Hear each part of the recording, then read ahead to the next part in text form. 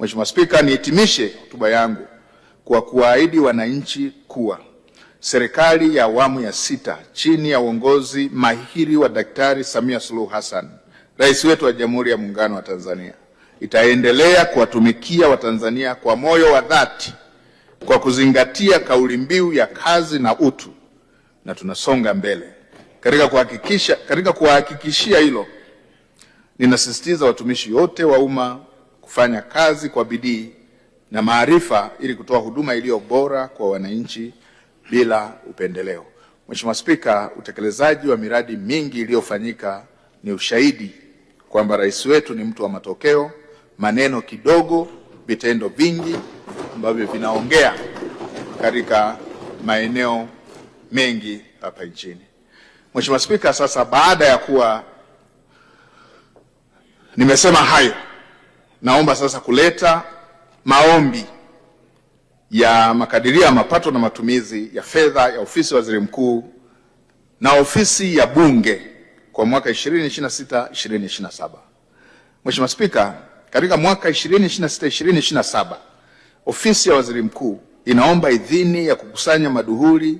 ya mapato ya ndani ya jumla ya shilingi trilioni 2 bilioni 411 milioni 548 laki 152,300 na 200 na senti 47. Kwa upande wa matumizi, Mheshimiwa Spika, kwa mwaka 2026-2027 Ofisi ya Waziri Mkuu na taasisi zilizo chini yake inaliomba Bunge lako tukufu liidhinishe jumla ya shilingi trilioni 12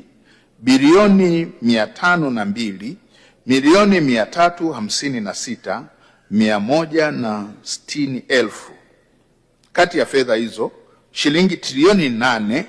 bilioni 734 milioni 43 na 89,000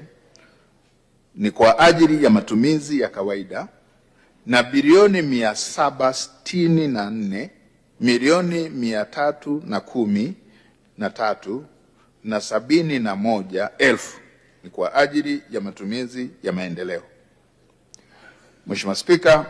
vilevile ninaomba Bunge lako tukufu liidhinishe jumla ya shilingi bilioni 225 milioni 21,730,000 kwa ajili ya mfuko wa Bunge. Kati ya fedha hizo, shilingi bilioni 207 milioni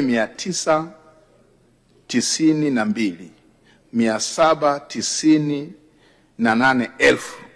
ni kwa ajili ya matumizi ya kawaida na shilingi bilioni 17 milioni 28,982,000 ni kwa ajili ya matumizi